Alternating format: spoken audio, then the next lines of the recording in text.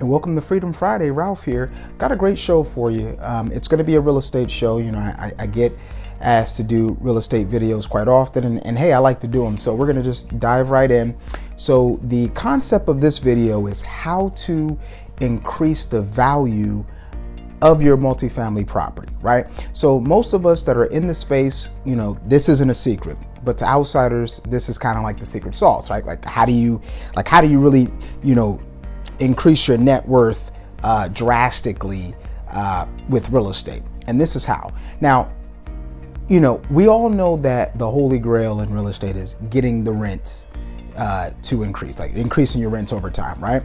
But what does that mean? Like increasing the rents, I understand that, but like what does it mean, and how do I really capture the value of my multifamily properties by increasing rents? Okay, glad you asked. Now, this method can work for any multifamily property, whether that's a 2-unit duplex or 2,000 units, right? Now, obviously, the more units you have, the better, but it works across the entire gamut, okay?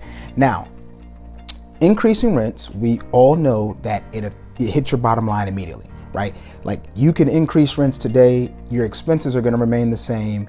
You're not going to be, your expenses are not going to increase just because you increase the rents. Your landscaper isn't going to go back to you and say, hey, I heard you increase your rents, so I need to, you know, negotiate my compensation. So we know increasing rents hits your bottom line immediately.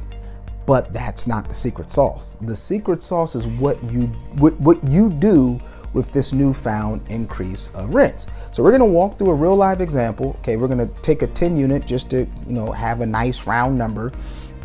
10 units, and they're all paying, each unit is paying $1,000. We're gonna keep everything simple, okay? They're paying $1,000. Now, we're gonna increase the rents by 5%, okay? So that $1,000 that you get every month now increases to $1,050, right? So obviously the difference in this scenario is the $50, and that's what we want to concentrate on. So we're doing that for all 10 units, okay? So 10 times 50 is 500, right? So that's your monthly increase in your newfound wealth, all right? Now we're going to multiply that by 12 because we want the annual number, right? We're dealing with the annual income and expenses, of course. So we want the annual number. So 500 times 12 is now 6,000, okay? Now, you can't live off of $6,000, right? So that's why that increase isn't important. Now, of course, you're adding that to whatever you were receiving before, but $6,000 isn't sexy. Like, we don't care about the $6,000.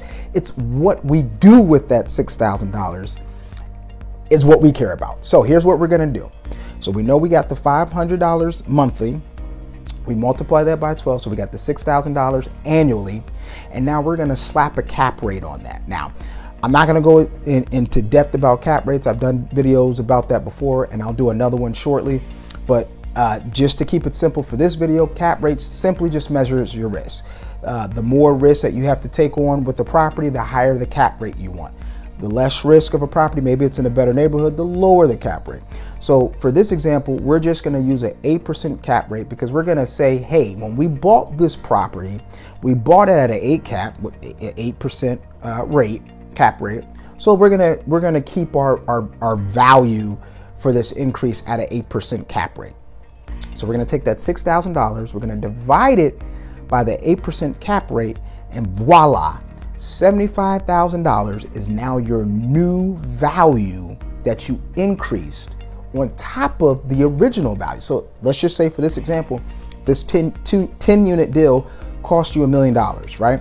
Well, now you just increased the value simply by adding or increasing rents by $50 for all 10 and slapping an 8% cap rate on that. Now you've added to that $1 million $75,000. So this property is now valued at $1,075,000. Okay. So now two things that you can do with your new $75,000. You might be asking, well, how does that benefit me? Yeah, I increased the overall value, but how do I get the money out? There's two ways you can get the money out. One, you can sell the property, right? You can put it on the market at a new $1,075,000 with that new value that you've realized, and you can just get the money back that way. The second option is probably a little bit more feasible, especially for operators, because 9 times out of 10, they want to hold on to the property.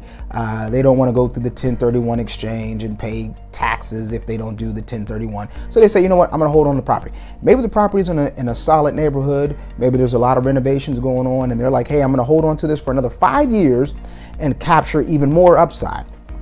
So you're going to do what's called a cash out refinance. Now, most of us, even if we're not investors, refinanced our homes that we live in, right? You want to capture a lower interest rate, so you go and refinance, and all is well.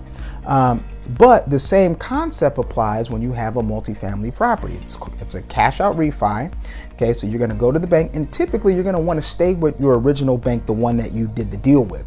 Why? A couple of reasons. One, they already know you. 2, they've already underwritten the deal, so you're simply just going to provide them an updated rent roll.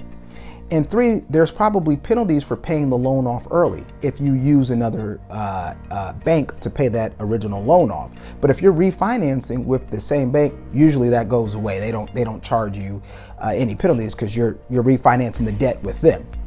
So you want to stick with your original lender, okay? And you're going to, again, provide the rent roll, okay?